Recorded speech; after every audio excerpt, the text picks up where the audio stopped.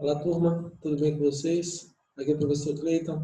A gente vai falar hoje, dar continuidade ao nosso assunto, República Velha, mas a gente vai falar hoje sobre os conflitos sociais na República Velha. Vamos juntos. Bom, a aula passada a gente falou um pouco sobre a formação e a consolidação da República Velha. Falamos do coronelismo, voto de cabresto, política dos governadores. E agora a gente vai falar sobre a parte da República Velha que diz respeito aos conflitos sociais, ou às resistências, né? É sabido que nas últimas décadas do século XX, 19 para 20, perdão, a concentração de terras, a concentração de terras, alô? A concentração de terras nas mãos de poucos acabou levando para uma desigualdade social muito acentuada, o aumento do desemprego, a disputa das famílias dos coronéis pelo domínio dessas regiões, e principalmente questões como a seca, que acabaram intensificando a miséria e a fome no Nordeste brasileiro, no sertão brasileiro. Então, conflitos sociais. Ao longo da Primeira República, os movimentos sociais de trabalhadores ganharam certo ímpeto, tanto no campo quanto nas cidades. O crescimento das cidades e a diversificação de suas atividades foram os requisitos mínimos de um movimento da classe trabalhadora. São as palavras de um historiador chamado Boris Fausto, na obra História Concisa do Brasil, onde ele destaca aqui esse descontentamento, né? Essa república dos movimentos sociais. Tanto no campo quanto nas cidades havia esses descontentamentos, o que vai gerar esses conflitos. O mapa dos conflitos. Tanto como o Boris Fausto estava mencionando, tanto no campo quanto na cidade. Guerra de Canudos e Cangaço, por exemplo, vão acontecer em regiões de campo. Revolta da vacina e greve operária vão acontecer em centros urbanos.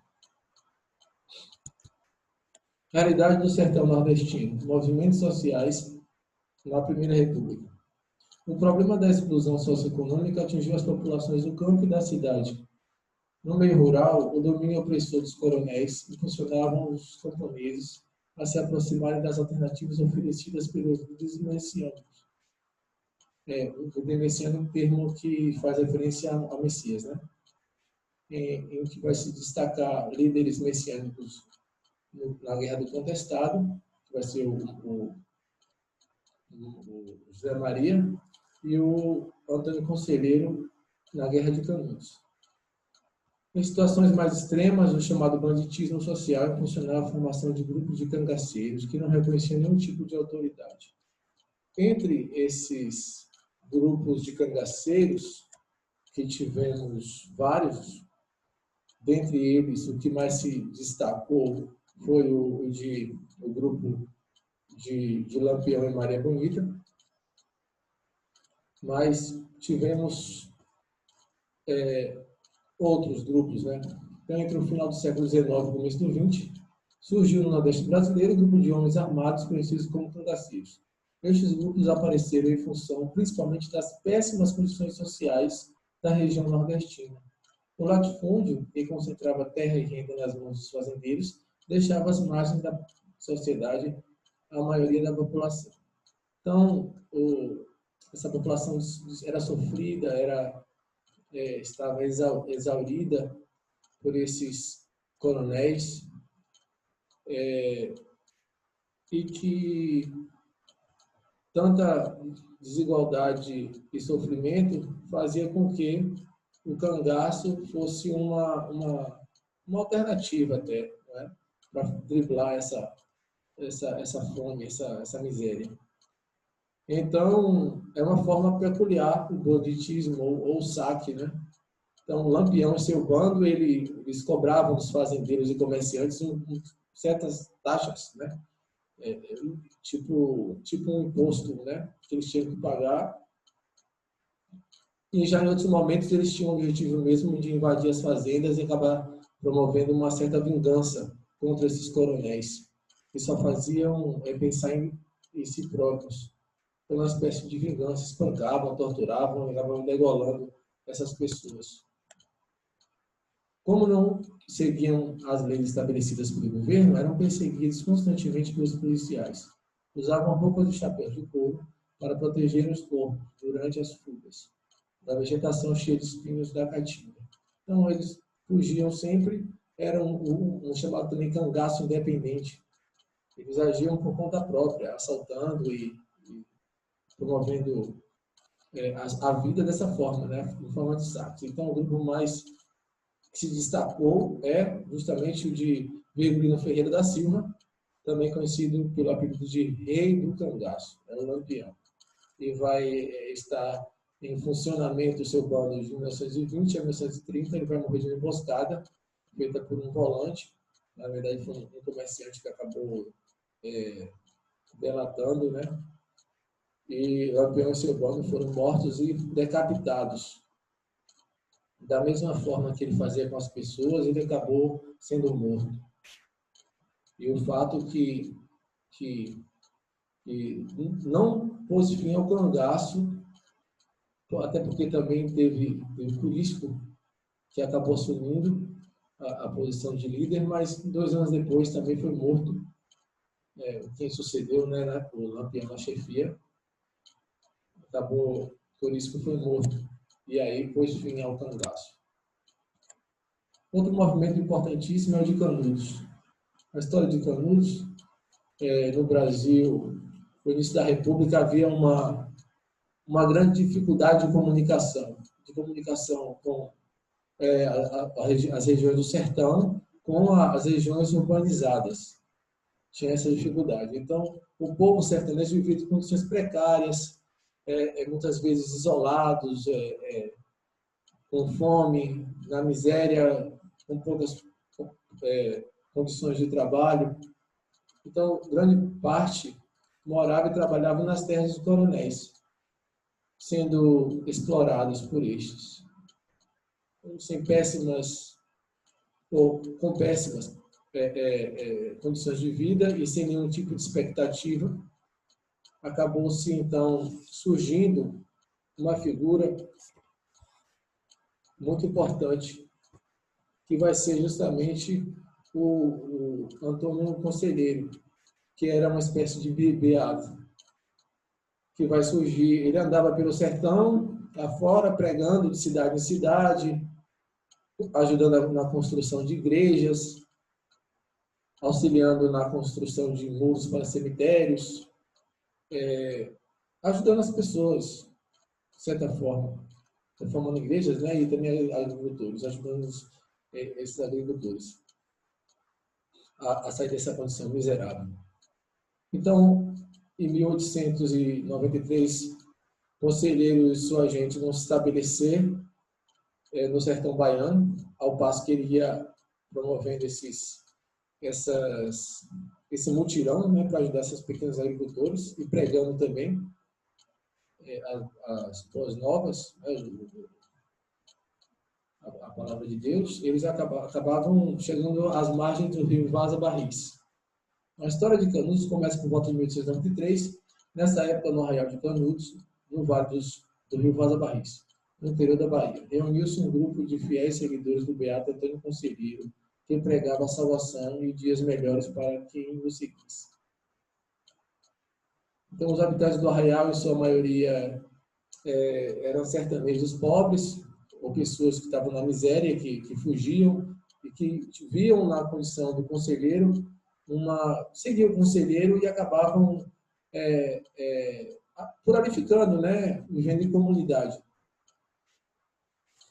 Esse místico peregrino, né? Então, a criação dessa comunidade de Canudos vai ser basicamente uma comunidade igualitária, onde essas pessoas vão buscar uma certa autonomia, um certo conforto para viver. Uma comunidade igualitária que teria que provar a reação dos grandes fazendeiros, iria se confrontar, né? Viviam sempre explorando esses povos. Em 1896, o Arraial já possuía cerca de 15 mil sertanejos que viviam de modo comunitário. Sobreviviam com a criação de animais e plantações. E aí eles plantavam milho, cana-de-açúcar, mandioca, criavam aves também, animais de pequeno porte, e produziam para a sua própria subsistência.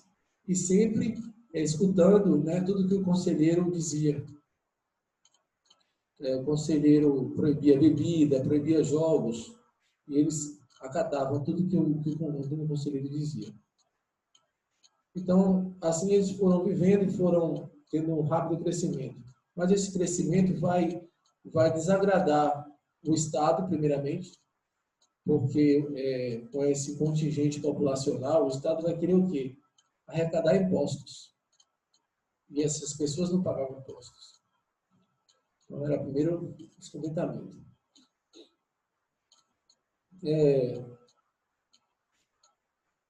E os latifundiários eles iam perder a mão de obra, né? Enquanto a igreja perdia seus adeptos. Então, ninguém estava satisfeito com Canudos, que se tornou um Estado dentro do próprio Estado. Padres e coronéis faziam pressão para que o governador da Bahia acabasse com Canudos. Na imprensa, os intelectuais e jornalistas condenavam os habitantes da comunidade sob a acusação de quererem restabelecer o regime monárquico, chamando os sertanejos de bando de fanáticos e degenerados. Aqui é a opinião pública da época que vão justificar essa destruição, não é? Porque as pessoas queriam, viam naquela situação um incômodo muito grande. E então começou a criar um certo incômodo nos outros, né? E eles foram sempre vistos como uma ameaça à ordem pública. Então, o governo da Bahia vai organizar algumas expedições, entre elas vão ser 3 expedições que foram enviadas para a destruição de Canudos. Mas só que eles tinham uma tática de guerrilha que era bastante treinada e aos gritos do conselheiro e do Bom Jesus, eles atacavam com paus, pedras, espingarda, tudo que tivesse. Ao passo que foi lutando e vencendo algumas batalhas usando técnicas de guerrilha, eles acabavam pegando as armas e acabavam ficando cada vez mais fortes. Então, o Arraial foi completamente destruído depois de ter o Estado ter perdido três expedições. A última foi do general Moreira César, que foi morto e que depois teve um grande apelo da sociedade por ter tido a perda do general Moreira César. E aí o comando passou para o governo federal, onde Canudos vai ser destruído, completamente arrasado. E nesse mesmo confronto que Moreira César morre, o Antônio Conselheiro também vai ser morto. Uma bomba, estilhaços de uma bomba vai afetar ele vai acabar sendo atingido e vai morrer. Então, Canudos vai ser destruído em 5 de outubro de 1897. Os sertanejos de Canudos, homens, mulheres, velhos e crianças, foram massacrados pelos soldados, que tinham ordens para não fazer nenhum prisioneiro. E para que também não deixasse nenhum tipo de legado de Antônio Conselheiro, para que isso pudesse, no futuro, não vir causar nenhum outro tipo de problema. Então foi isso, a 4ª expedição que acabou destruindo Canudos. Enquanto isso, no sul do país, vamos lá, no sul do país também está acontecendo lá algumas insatisfações e conflitos. A estrada de ferro entre São Paulo e Rio Grande do Sul estava sendo construída por uma empresa norte-americana, uma companhia chamada Brazil Highway Company, com apoio dos coronéis da região do governo. Para a construção da estrada de ferro, milhares de famílias de camponeses perderam suas terras Este fato gerou muito desemprego entre os camponeses da região que ficaram sem terras para trabalhar. Esse é o primeiro ponto aí da eclosão da Guerra do Contestado, que vai ser uma guerra que vai acontecer entre Santa Catarina e Paraná, em uma área contestada. Por isso que é a Guerra do Contestado. Quem contesta, contesta alguma coisa. E uma contestação é o quê? É uma disputa, né?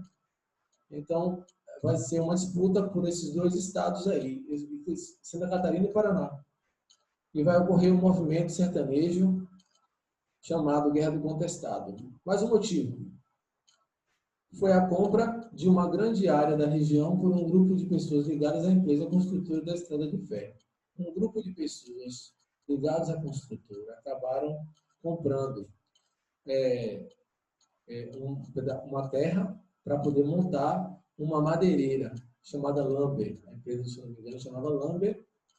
Essa propriedade foi adquirida para o estabelecimento de uma grande empresa, voltada para a exportação. Com isso, muitas famílias foram expulsas de suas terras. Isso foi em 1911. A Lamber comprometeu a colonizar a região com as famílias vindas da Europa. Mas, na verdade, o interesse da Lamber mesmo não era nem um pouco de fazer nenhum tipo de colonização, mas explorar o pinho e a embuia da rica floresta nativa. Então, logo em seguida, esses dirigentes dessa empresa acabaram contratando sempre capangas, que que vale uma ressalva da gente diferenciar capangas de jagunços e de cangaceiros. Né? Mas também tem uma certa semelhança entre jagunços e capangas, né? São esses que defendiam, estavam a serviço do coronel. E os cangaceiros não, já eram esses grupos aí de jagunços. Né? Então, esses capangas foram contratados para poder expulsar os sertanejos daquela área que instalaram em Três Barras, na região chamada Três Barras, em Santa Catarina. O clima ficou mais tenso quando a Estrada de Ferro ficou pronta. Muitos trabalhadores que atuaram em sua construção tinham sido trazidos de diversas partes do Brasil e ficaram desempregados com o fim da obra. Eles permaneceram na região sem qualquer apoio por parte da empresa norte-americana do governo. Essa foi a Guerra do Contestado. Guerra do Contestado. A Guerra do Contestado foi um conflito armado que ocorreu na região do sul da Bahia entre outubro de 1912 e agosto de 1916. O conflito envolveu cerca de 20 mil camponeses que enfrentaram forças militares dos poderes federal e estadual. Ganhou o nome de Guerra do Contestado, pois os conflitos ocorreram numa área de disputa territorial entre os estados de Paraná e Santa Catarina, conforme eu falei. Na área do contestado, diante da crise e insatisfação popular, ganhou força a figura do beato José Maria. Este pregava a criação de um mundo novo, regido pelas leis de Deus, onde todos viveriam em paz, com prosperidade, justiça e terras para trabalhar.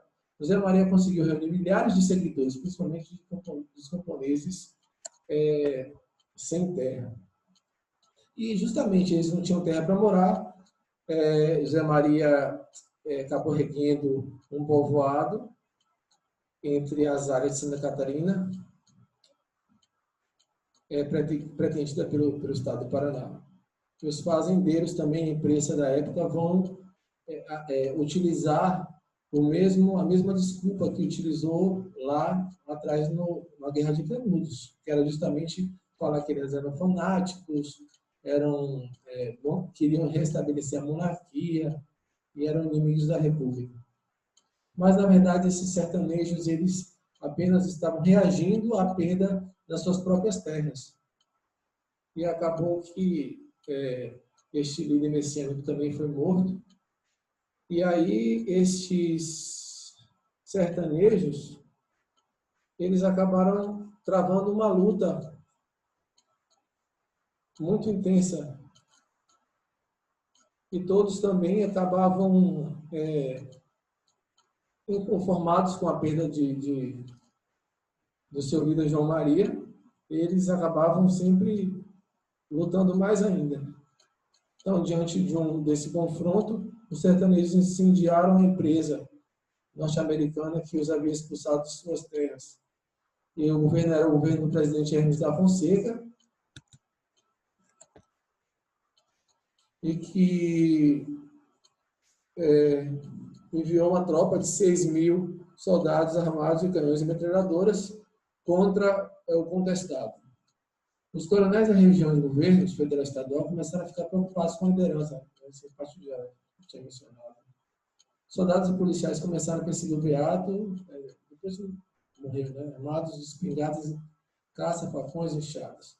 Depois desistiram e enfrentaram as forças oficiais que estavam bem armadas.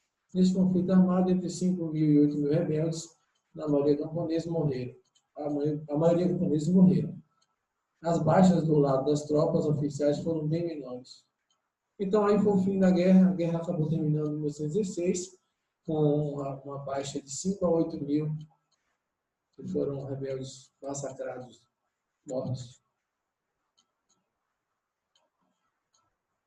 Depois, aí, o que aconteceu? Um acordo, né, entre esses estados de Santa Catarina e o Paraná, acertando os limites entre os dois estados. Tudo ficou acertado aí. Os grandes centros urbanos sofriam com sérias questões sociais. Vamos lá, então. Então, o que vai acontecer é que no ano de 1902 vai ter as eleições presidenciais e aí vai ser eleito o presidente Francisco de Paula Rodrigues Alves, que governaria de 1902 a 1906. E aí o dinamismo trazido pelo café, o dinheiro do café, acabou sendo patrocinando essas mudanças que aconteceria no Rio de Janeiro, que era um fator de modernização. Fator este que foi impulsionado a pedido principalmente da Inglaterra, porque o estado do Rio de Janeiro estava bem arcaico. E então era necessário fazer uma mudança muito grande. Então a população de baixa renda, que acabava residindo lá, teve que sair de lá, dos centros, né? E teve que ser expulso, porque moravam em casebres, outros casarões abandonados, também cortiços, vilas apertadas, becos sujos, o que proliferavam constantes epidemias, entre elas a febre amarela, a peste bubônica e a varíola. Nesse contexto todo, o então presidente Rodrigues Alves colocou em prática um projeto de saneamento básico e reurbanização do centro da cidade. O médico sanitarista Oswaldo Cruz foi designado pelo presidente para ser o chefe do Departamento Nacional de Saúde Pública, com o objetivo de melhorar as condições sanitárias da cidade. Oswaldo Cruz colocou em prática o plano de vacinação obrigatória, já que esses incidentes e números de pessoas infectadas por essas epidemias só aumentavam. Então, as pessoas acabavam não querendo se vacinar, se opondo à vacinação. O que vai acontecer a revolta da vacina. A campanha de vacinação é obrigatória e colocada em prática em novembro de 1904. Embora seu objetivo fosse positivo, ela foi aplicada de forma autoritária e violenta. Em alguns casos, os agentes sanitários invadiam as casas e vacinavam as pessoas à força, provocando revolta nas pessoas. Essa recusa em ser vacinado acontecia, pois grande parte das pessoas não conhecia o que era uma vacina e tinha medo de seus efeitos. Então, as pessoas, o governo também acabou, digamos assim, errando muito, porque naquela época não tinha os mecanismos de comunicação, os veículos de comunicação que nós temos nos dias de hoje. Então, era muito mais difícil convencer a população. A população também era de analfabetos, pessoas que não eram esclarecidas. Então, essa forma autoritária do governo conduzir a vacinação à força só promoveu uma confusão e uma certa revolta entre as pessoas. Então, as câmaras populares acabaram também tendo que sair desses centros, né? E esse movimento ficou conhecido como volta abaixo.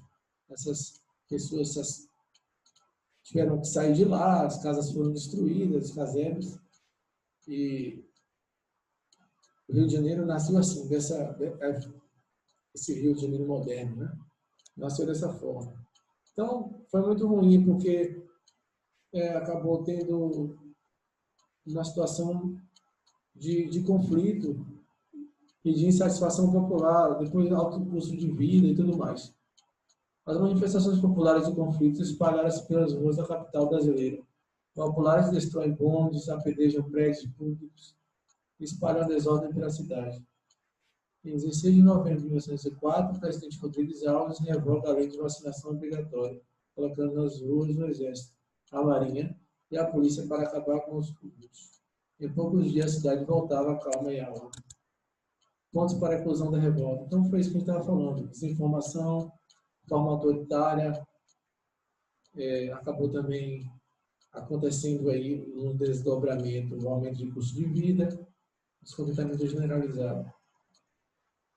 As camadas populares que residiam próximo aos centros da cidade foram prejudicadas com as reformas urbanas, o que hoje gerou as favelas, né? As pessoas foram expulsas dessas áreas. A imagem da revista da semana, publicada em 27 de novembro de 1904.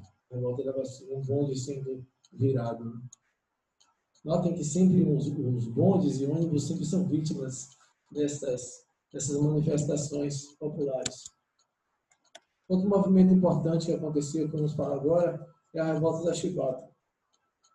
Então, essa foi um movimento em que já tinha se passado 22 anos do fim da escravidão e os costumes continuavam os mesmos. A Marinha estava muito bem equipada, estava muito modernizada, mas o que adiantava? Estar modernizada, mas o comportamento dos marinheiros era completamente... eles disciplinavam de maneira muito violenta, porque também a maioria eram descendentes de africanos, né? Então vamos lá. A maior revolta ocorrida na Marinha durante o início da República teve como protagonistas os marinheiros, quase todos negros e mulatos, recrutados entre as camadas mais pobres da população. Na revolta da Chibata, os participantes não queriam derrubar o governo, mas acabar com os maus tratos e a violência dos castigos físicos a que eram submetidos. Então, o objetivo aqui dessa revolta era acabar com os castigos. Então, como eram esses castigos? Tinha algumas regras lá. Para a falta leve, prisão a ferro, uma solitária, de 1 a 5 dias a pão e água. Era uma falta leve. Por exemplo, eles proibiam jogada de carta, né? Então, não podia. Então, era falta leve. Era preso. Para a falta grave, 25 chibatadas em cerimônias oficiais, com trombetas e bumbos e tudo mais. Em 1910, marujos quase todos negros e pátridas por João Cândido se rebelaram contra esses castigos. Essa revolta da chibata vai ter como estopim um desses marinheiros, que era o Marcelino, que vai ser pego com cachaça e vai sofrer 250 chibatadas, extrapolando o número máximo de chibatada, que era 25. Então, ele acabou levando 250 chibatadas. Nesses intervalos, ele desmaiava, voltava a si, depois voltava aos castigos. Então, aquela situação ficava cada vez mais insuportável. Então, João Cândido vai liderar essa revolta depois que o Brasil comprou 2 encouraçados. E foi esses encouraçados, o Minas Gerais e o São Paulo, que eles foram pegar e eles acabaram dominando a tripulação e acabaram juntos assumindo o controle desses navios aí. Alguns tiros de canhão chegaram a ser disparados. Então, nesse processo, o governo acabou tentando fazer um acordo para que terminasse a revolta, mas depois foi descumprido pelo próprio governo. O governo não aceitou e acabou castigando todos os líderes, né? Inclusive o próprio João Cândido, que foi apelidado de o Almirante Negro. A revolta da Chibata. Diante da ameaça contra a capital, o governo federal decidiu atender as reivindicações e os marinheiros se entregaram em 26 de novembro de 1910. A rigor, a anistia não foi cumprida. Tudo que o governo prometeu que faria, que era anistia, ou seja, o perdão por esses marinheiros terem participado, ele não cumpriu. Os castigos corporais foram abolidos, mas dias depois a Marinha prendeu alguns marinheiros, incluindo João Cândido. Foi expulso da Marinha e permaneceu preso até 1912. E faleceu completamente esquecido, se não me engano, nos anos 60. Aqui uma filmagem dele, do Almirante Negro, João Cândido. Outro movimento, vamos falar bem rápido, é o movimento do tenentismo. Esse movimento ele aconteceu porque o Exército ele sempre lutou por essa causa, vindos da guerra, causas, por exemplo, humanitárias, igualitárias, como, por exemplo, a Guerra do Paraguai, em que os combatentes eram negros e eles lutaram pela abolição e o término da escravatura. Então, o tenentismo mostrava um conformismo com a situação política e social do Brasil. Eles eram contra esses coronéis, contra esses mandos, desmandos, essas fraudes, né, contra o voto do cabresto. E então eles acabavam tendo o objetivo de esclarecer, de levar conhecimento para a população, para que pudessem estarem atentos em quem votar. Porque a gente sabe muito bem o perigo que é colocar alguém no poder que não esteja preparado para poder cuidar do povo. Então, o tenentismo mostrava esse inconformismo com esse Brasil sofrido. E como eram jovens tenentes, tinham essa esperança de mudar as coisas, a esperança do Brasil ser um país melhor no futuro. Desejavam afastar as oligarquias do comando do país. Lutavam para isso, mas acabou esse movimento não durou muito. Por fim, o modernismo defendia a descrença nos valores oligárquicos e nos valores europeus. Denunciava os problemas sociais. Depois isso vai ser mais intensificado com a coluna Prestes. Na década de 1920, o movimento tenentista foi a primeira contestação aberta da República Oligárquica. Movidos pelo ideal de salvação nacional e pelo descontentamento dos problemas sociais e políticos, os jovens oficiais do Exército acreditavam que o caminho para salvar o país era sua ascensão ao poder. Assim terminaram por liderar várias rebeliões, começando com a revolta do Forte de Copacabana em 1922, com a revolta paulista em 1924 e com a coluna Prestes de 25 e 27, culminando com a Revolução de 1930, Revolução esta que vai pôr Getúlio Vargas ao poder.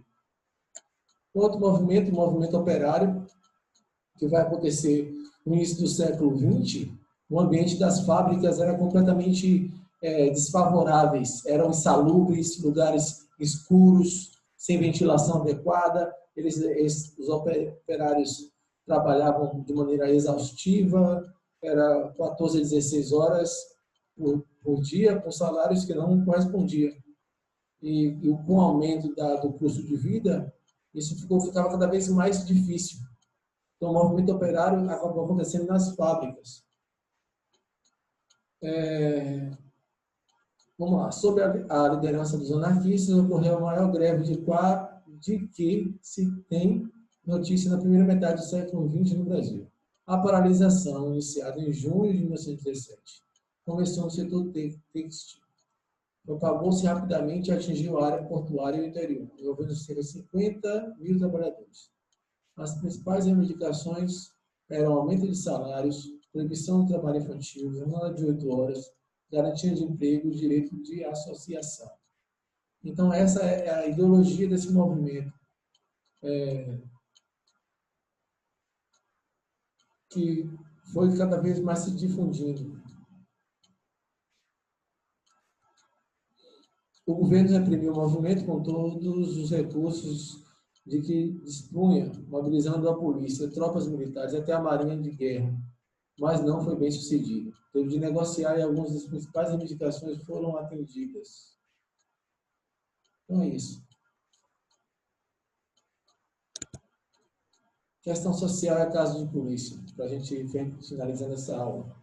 Quando havia organização daqueles que eram injustiçados, as forças oficiais, com o apoio dos coronéis, combatiam os movimentos com repressão e força militar. Embora pretendessem implantar um sistema político e econômico moderno no país, os republicanos trataram os problemas sociais como casos de polícia. Não havia negociação ou busca de soluções com entendimento. O governo quase sempre usou a força das armas para colocar fim às revoltas, greves e outras manifestações populares. Que a gente percebe que pouca coisa mudou, esses velhos vícios continuam presentes, né? Tudo aqui no Brasil acaba terminando em pizza, terminando em um caso de polícia, né? Como era nesses tempos da República Oligárquica. O governo não tem diálogo, o governo é autoritário e acaba que sempre recorre às armas. E ao recorrer às armas, ou qualquer forma de diálogo acaba ficando perdida. E toda forma de opinião e a liberdade de expressão numa democracia deve ser sempre preservada. Aí uma atividade de pesquisa para vocês fazerem. Fazer uma pesquisa na internet sobre os movimentos sociais atuais. Citar alguns movimentos atuais que estão acontecendo, como são tratados pelos governos nas esferas estadual e federal, e se as reivindicações foram atendidas ou não. Então, essa foi a aula sobre República Oligárquica. Nós tratamos hoje das resistências. Então foi isso, um forte abraço e até a próxima. Tchau.